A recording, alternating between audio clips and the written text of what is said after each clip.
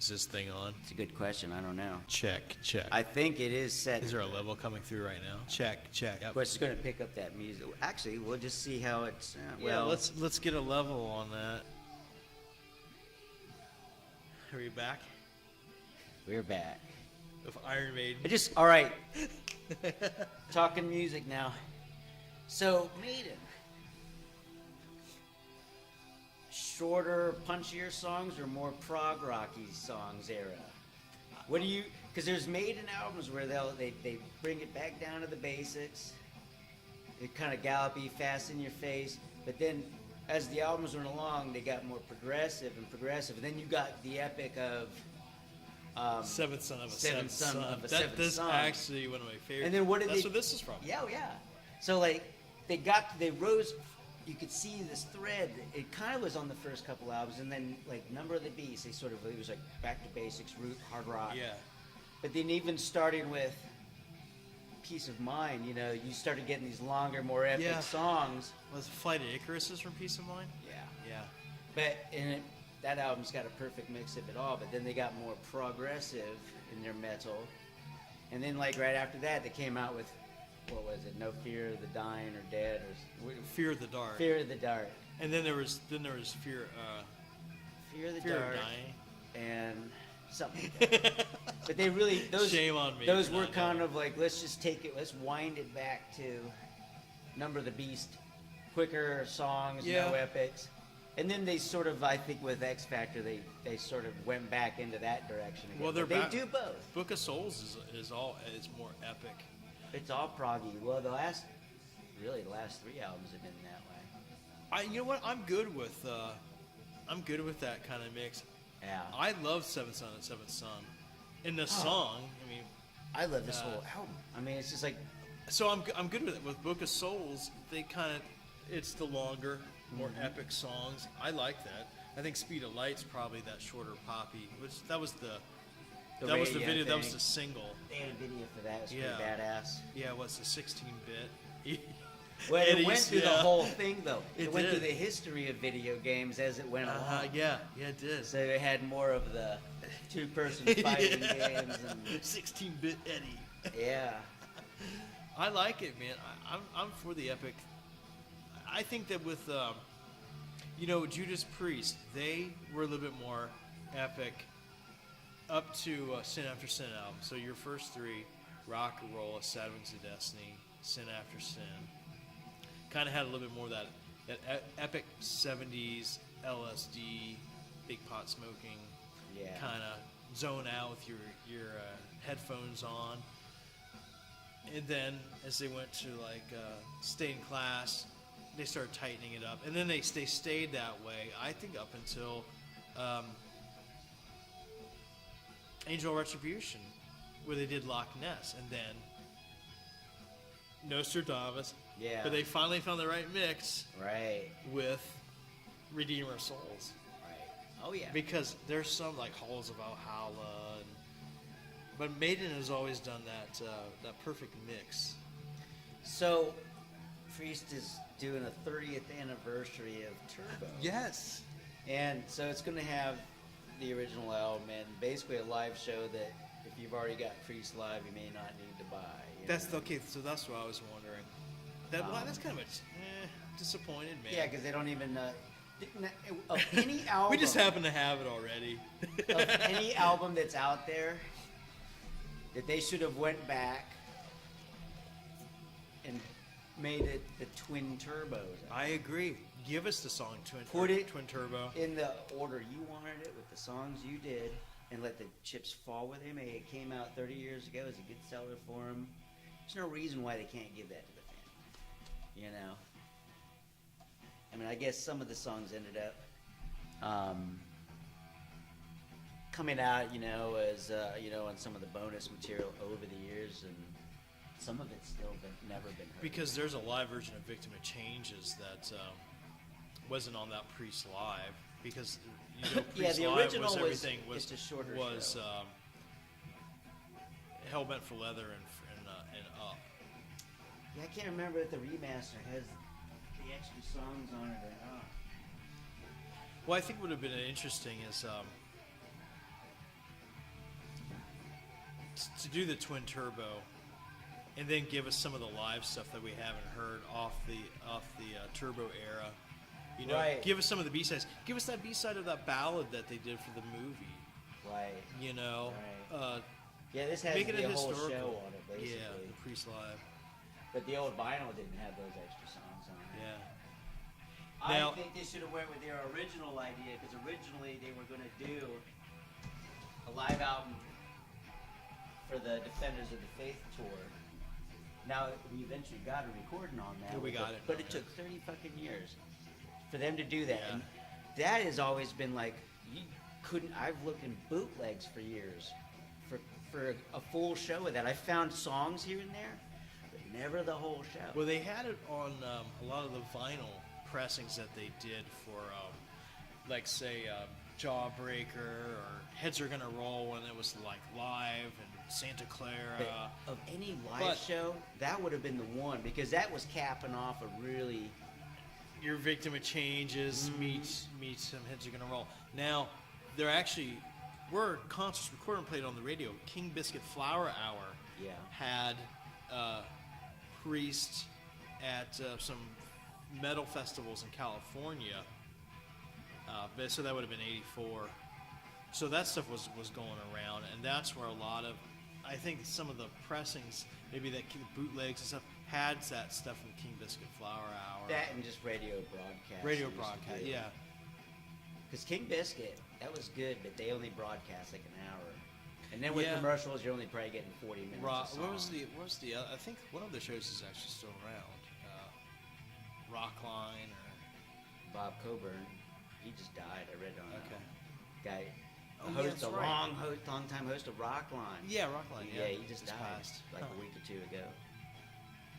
But I mean, we haven't got Rockline around here in decades. I mean, that's what I Yeah. used to love about old rock stations, and even like up in Connecticut, it was the same, and it was kind of the same here. You had different times of the week where there would be like Rockline Actual come programming? on Monday or some actual Yeah. programming.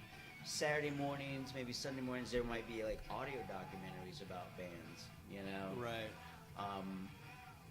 Yeah, or they just talk about Asia making, their Asia album, I mean, just little promos, I remember listening, Genesis talking about Abacab. When that album came out, Okay. we were down in Florida, and I was really into that. And that was probably the first time I was ever exposed to the notion that they actually existed before Abacab. What? They've got other albums? Huh? They're new to me, so they must be new, So it was kind of an eye-opener, but I wasn't, never really looked for them before, so. Oh. Whoa. Whoa. Yes. Yeah. the chanting. That's where like all the stagehands get their thing in the limelight, where they get to go out. We are the road crew. They did. They go out. I love it. Even back in when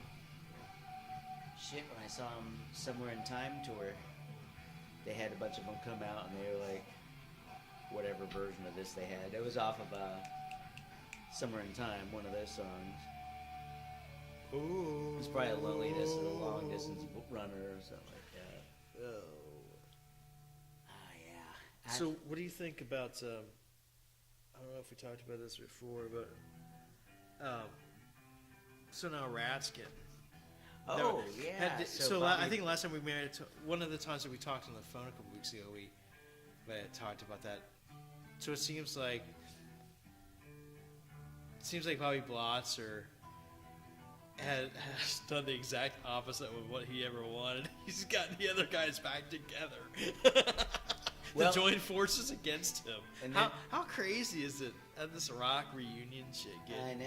It's well, and they're wanting to do an album together, which that's basically a member a Jeff Tate FU album to try and Yeah. hey, we just put an album out, so we have more right to the brand of I the never name. thought about So that. Bobby Blotzer, I expect in the next week or two, should hopefully be announcing that he too is recording An a new EP, album. yeah. And I we're got like, an EP. because, This like- band is so kick-ass, I just got to get them recorded. Queensryche, and Jeff Tate both just jumped out there, and it was a little race. Remember, He was. who was going to get Yeah. the first album out? Jeff beat him, but everyone hated the mix. No, he hated the mix. I just think that the songs were just bad. Yeah.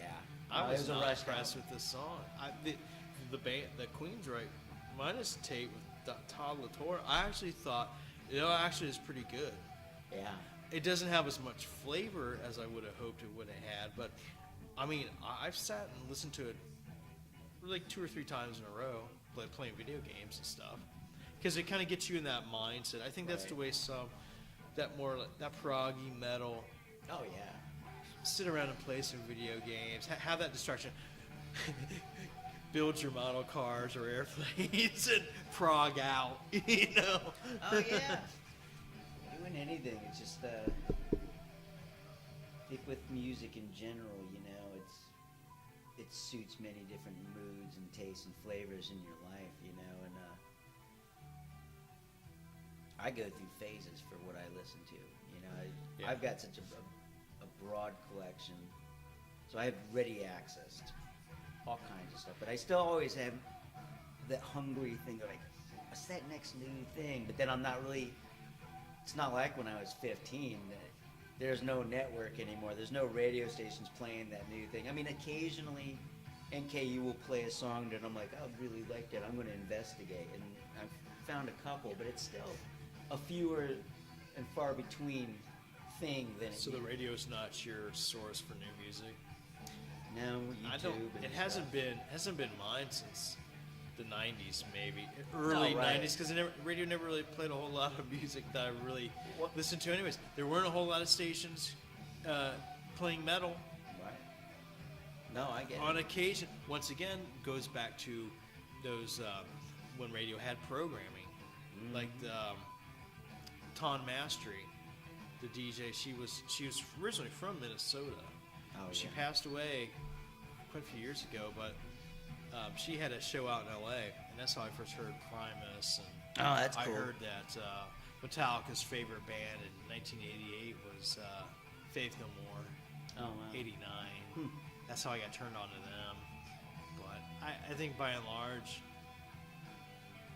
I understand why crappy music gets played on the radio and why people are buying it, because they're not really going and investigating any further than Yeah, like a lot of what is what on they're the radio- presented. Akash has kind of gotten to that age at 11 and a half, where she's liking stuff that she's hearing on the radio. Yeah. All right, one she it's singled out as 21 Pilots, and I gotta say this quietly so she doesn't hear. But, I'll laugh but I've heard them on the radio, and it's just like, for me, I'm like, it's really kind of weak, whitewashed, watered down Beastie Boys, Really? from what I can tell, Huh. But you have to say weak, whitewashed, watered down Beastie Boys. Whitewashed Beastie Boys. Yeah. Well, just sucked all the fucking flavor out of it. But you know what? It's not my thing, but you know what? The stuff they're putting on the radio isn't marketed to me, it's marketed to her. That's true. I think like the classic rock always, I've come to the conclusion that a lot of the music that's played on the radio over and over and over, it's just mind control music. I think that we should take a look, seriously take a look at Steve Miller having subliminal messages in his songs, as opposed to Judas Priest, who you actually have to go find that album Yeah, right. and dig it out, physically buy it or look it up, as opposed to hearing Judas Priest on the radio with a subliminal message. I think it's in the Steve Miller. I think Fat Bottom Girls is a calling to the herd for big booty women and processed food. And Walmart shoppers, stop by Walmart. You get your Jason Aldean. Yeah. You get, your Garth Brooks, or, I won't go as far as say Ted Nugent is subliminal mind control music, but, I don't know. there's definitely some classic rock artists out there that I would definitely take a look at a little closer, scrutinize. Journey. So Journey is a good subliminal. It's anthemic, Yeah. Watered down, kind of. Do you think that's the genesis of watered down rock is Journey? No, I think there was a lot of Well, the real watered down shit was your singer-songwriter, which is so arrogant. Not right. Do you know that genre was sort of like the Carole Kings, John Taylors, someone sitting with their guitar. The Mellow Mafia. Remember that? Yeah. Yeah, Jackson really Browne. lo-fi. And they called them singer-songwriter as a genre, as if to say they're a songwriter. Well, Judas Priest writes songs, and they're better songs. So it's musical elitism. Yeah. It's the exact opposite of which, sort of like when punk and grunge came around. It's virtue. The virtue extolled was to be shitty and lo-fi. So there was no expectation, no sense of like, and also to sort of turn a scornful eye at someone who actually could play a better instrument, could write a better song. You know. But it goes back to kind of like the folk music. Yes. Yeah, well, I guess we'll just grind to a halt. Yeah. Like, I'm not a fan of Bob Dylan, man. Oh, no. I don't know, man. I tell you, I heard some to segue music into Coast to Coast. So, Coast to Coast AM does up and coming artists, and basically you can submit your music. I could submit some tracks of mine there, and for some reason I never caught the shows that had all the emerging artist bumper music, and I actually caught one. Some of it wasn't that good. I gotta say, I kind of expected a higher standard. I'll be so honest it was with you. pretty bad. I'll be honest with you. I skipped those. Emerging artists. I never listened to them. You rather hear the Dean Martin song over and over. Their I'd bumper rather not, music. But, I skipped that because I think that's just too far afield from coast to coast. I mean, he doesn't do it that often, and it's a regular thing, and that's fine. But I'm not so inclined to listen to it, myself, just because you don't even, they might have a single, but do they even have an album? Well, most of the time it's linked to their website. I don't know. I just I came across it as like, oh, this is some bad example of bad folk music. Well, that's always been my problem with is that folk what it music. Is? Bad folk music. Yeah, I mean, it's just that's my problem with folk music a lot. I don't mind it, but I'm not gonna sit around and listen to it. Rather hear some. It's got to be the metal. right kind of folk music. Like, all right, so Kids in the Hall, right?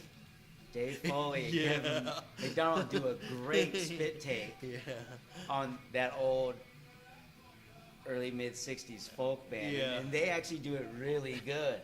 They're actually as good as those people, but because they kind of get the more raucous, loud version of it, but it's still, and they do a really good version of it. I can dig that a little bit. And the only thing I've ever heard in pop music that was ever sort of mined that folk thing well, but hit it well, was Men Without Hats. Folk of the 80s, part 1, part 3. I never thought about that. But if you listen to the way he sings those songs, he sounds like a troubadour. Like, yes, but that folk guy. Okay. If you listen to the way he delivers and stuff, but the music is so super modern and cool, it kind of masks this early sort of folky I never roots. thought about that. Wow. Yeah, Who think knew? about it. You have to listen. I only to ever the hear Safety Dance, so that's my Safety only. Dance. But it's the way he. There's a lot of, because those guys only use the guitar, they really had to use their voices as instruments and had to be really charismatic and really sort of, out there, but not always in the same way. So like Bob Dylan, he had a certain characteristic voice, but it wasn't that. He's sort of the exact opposite of that. He's more of a low-key, simmering kind of folk guy. He's sitting here playing guitar and he's got some shit to tell you, but he's not going to be really yelling it in your face.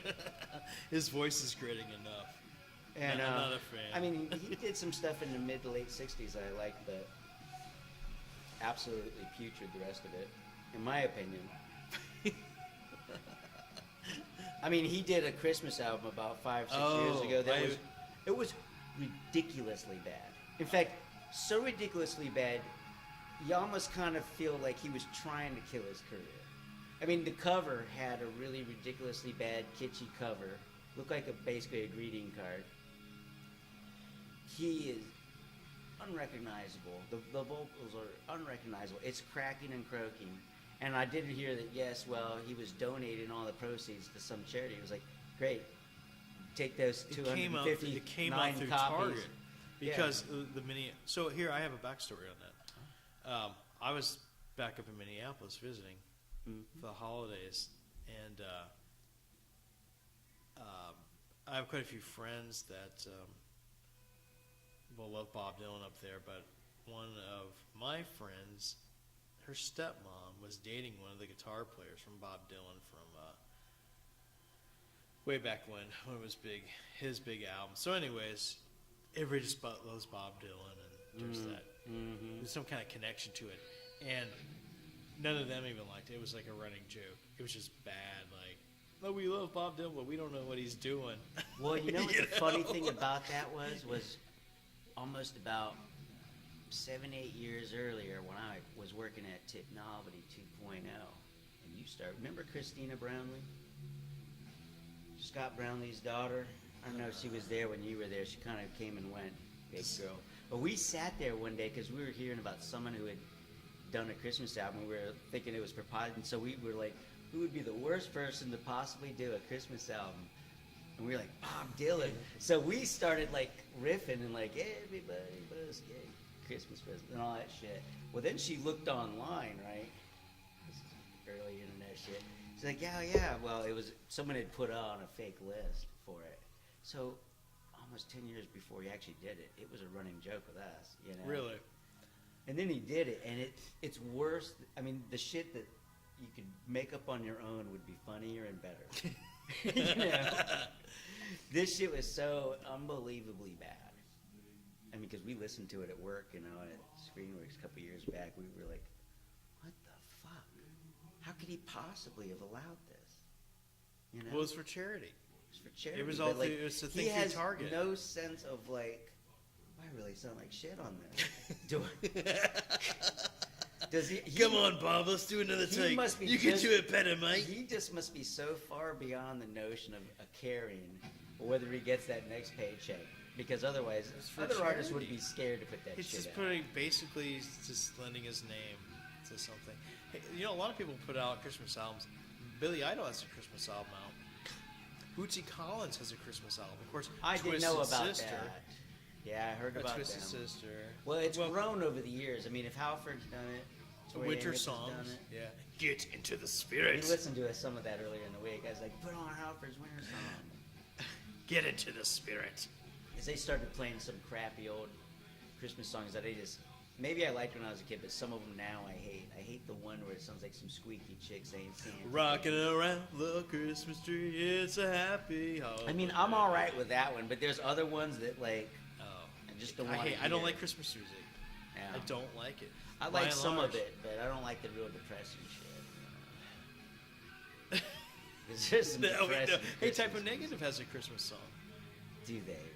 Off of What? Off of Christmas, or no, it's Halloween and Christmas time. Or Christmas well, that now. song, but they always have Christmas in hell. Oh, wait a minute. Let me go my train of thought. Obviously, we're off topic now. If there was this is one. a strain of stream of consciousness. consciousness. Yeah, man. And we're jazzing on Christmas songs. Yeah. No, it was off of October Rust. Oh yeah, I don't have that album. We're sitting around the table. Another person's died. Whoa, with me. Yeah, that would be more of Christmas the 6 feet deep. Something like that. that would fall under the category of depressing Christmas songs. Completely off topic. If there was one to begin with. But I like, what was it, Christmas in Hell? Christmas in Hell. Halloween in Heaven. Yeah, Christmas in Hell. That's classic. Listen to some of that last night. I think I just don't care for Christmas music. And it's always, here's the problem with it. What if they had Samurai Day music though? If they had Samurai Day, my holiday I created on the 25th of December, then it would be cool. And there's already songs out there. You know, any kind of Viking warrior song would be appropriate. Also Valhalla. You know.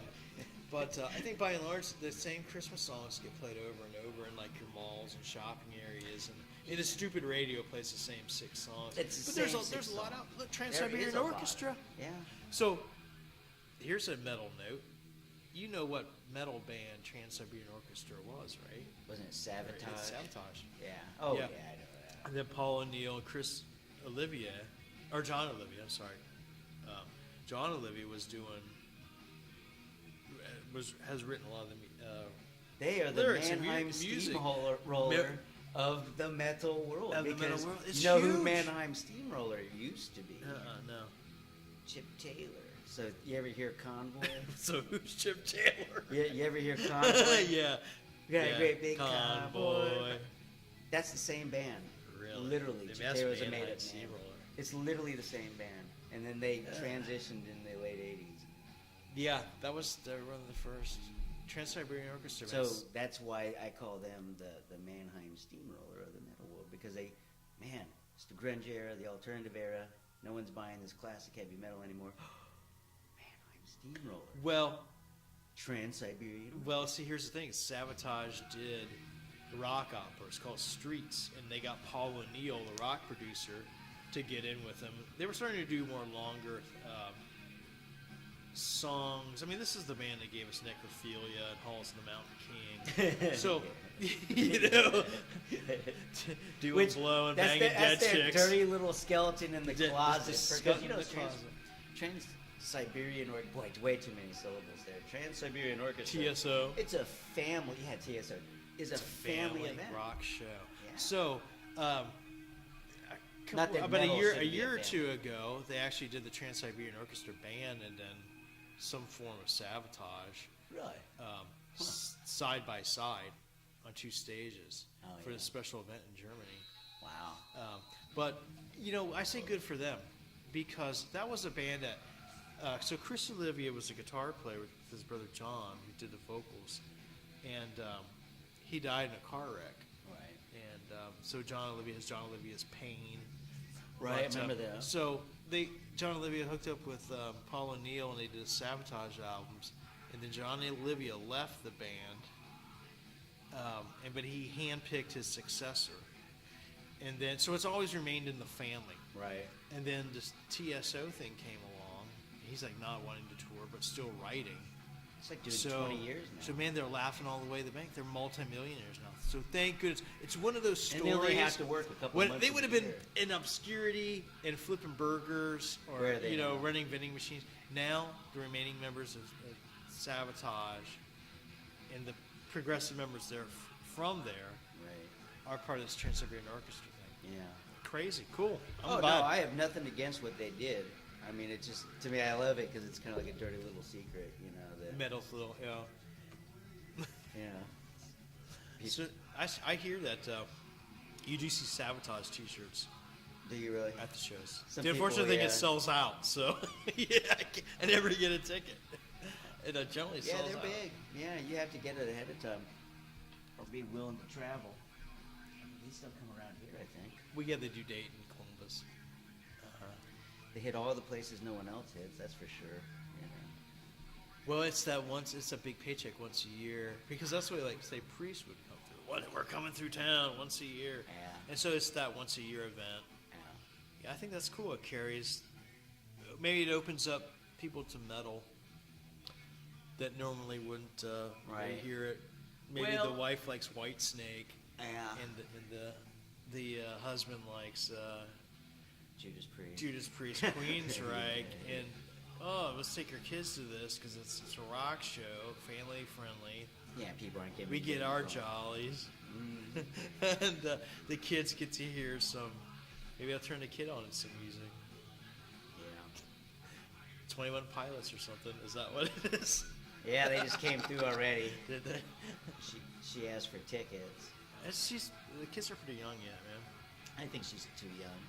I mean, I've thought for the last couple concerts I've gone to, and those concerts, if they taught me anything, was how bad of an idea that would be. Because I saw other kids much younger than Akasha, just miserable. Yeah. I mean, like, or when we went and saw Clutch. the most beer The drinking catastrophe. sticky I told you that's a horrible venue, man. The LC. Yeah, I LC know, Pavilion and in Columbus. It's horrible, man. I went ahead and gave it one Like more it's called shot. Lifestyles now. They Well, changed no, it's it. Express Live. Oh, now. Express Live. Okay. It's changed yet again. Well, see, Lifestyle Communities, that was basically a condom. That was a condom brand. It sure was fucked. That's Something for like sure. that. But it's Express Live, yeah. And what made me mad is I kind of started looking around, and I had missed by a week or two shows by Huntress, Guar, like shit I would have much. Oh, at warned Bogarts and or at Huntress was at fucking Newport, and I'm like, Really? Fuck. Thanks for telling me. fucking. It was like November, or not November. It was September, but I found out about it a week later. Okay, so Overkill's coming with Nile to the Saloon in February. It's still recording. I'm going. Oh yeah, Yeah, where is Overkill. it? Yeah. In February. In Columbus, yeah. So it depresses me a little bit. So Dweezil Zappa, he's in this fight Oh yeah. against the Zappa Family Trust. It's brother against brother, sister against sister. You can't use the Zappa play. Yeah, Zappa. I listened to the podcast with. Pretty intense, huh? Yeah. I've done some reading on it, and right now, Ahmed is trying to get just the name Zappa trademarked now, to where he wouldn't even be able to get to use his last name. And he's basically come up with like a FundMe page or something Really? to help contribute, because he has to go and legally Wow. fucking fight this fucking battle. And it's like, what is going on in that family? So, no matter if you're Ratt, The talentless or- versus the talented, So, regardless if you're Ratt or a Zappa family member, you're going to be fighting over, breadcrumbs. Not breadcrumbs. I mean, obviously there's money in it, but you're fighting over the name, and I mean, it's Well, no, just it's insanity over to me, money, man. see? It's money, but what I'm saying is like, And what do you think? Do you think that the Zappa family name draws in millions of dollars every year? Is it really worth? Like same way with Ratt. I mean, I use it as a straight up comparison. I think you Is have it an older breadcrumbs? crowd. The only reason if you're picking up any new fans is because Dweezil Zappa has gone out for the last 10 years, every year, to play and salute his father's music, and the crowds have gotten younger and younger. Yeah. If anyone's picking up that stuff, it's because of Dweezil, and they're shitting all over him now. Let him go out and... You see, here's the thing. The Zappa Family Trust was created by Gail Zappa. And there's some fuckery on her part. Dude, it is fucked. It is. I've heard. Hiding about it, fucking wills and shit like that. yeah. Stealing Guitars. shit from... Stealing guitars back. So she left Ahmet and Diva, the talentless ones, each 30%. And then Moon and Dweezil got 20%. What's Moon's talent? So they're Which did she say? minority shareholders when they should all be equal. Yeah. And Ahmet isn't in charge, and along with Diva, and he's the one who's like been every time Dweezil changes the name from something, he keeps fucking having lawyers fucking stop him and say, we're gonna sue you. And That's Dweezil's insane. probably got some money, but he probably doesn't have an endless fucking supply to pay for. Because that's the thing, you can get crushed legally. People can just drag shit on and yeah. run you out of money. Because he's actually training and supporting a large live band. He does what his father did. He pays them for 2 fucking months to fucking practice. And now I think he's going to be staying on tour a little bit more often because he doesn't have to retrain them. But he's going to be at fucking Express Live on January 22nd on a Sunday night. I'm like, why does it have to be there? And why does it have to be a Sunday night? I don't know if I'm going to be able to make it. Damn, But I just put really it want to new go for and it. support him because, Yeah. if he's selling tickets and he's getting the message out, he has a fighting chance, But I think that There's some crowd would weird actually, fucking I story actually there. think that I would chance it and go to that venue. I don't like that venue because the way it's set up, it's too. I think they're actually having seats in it because I looked up online. Okay, well then that might be okay because my problem was the way it's set up. You can't see shit. It's hard to see, and the beer lines are in horrible spots. And let's face it, when you It's go to a concert, ergonomically I'm fucked. getting fucked up. And I need beer and I need restrooms. Don't stand in my way. I don't want to get in your way. I just want to enjoy the show. But I think that might be the right crowd from there because it's the Newport was we stood towards the back because I like to stand by the soundboard and an easy escape route.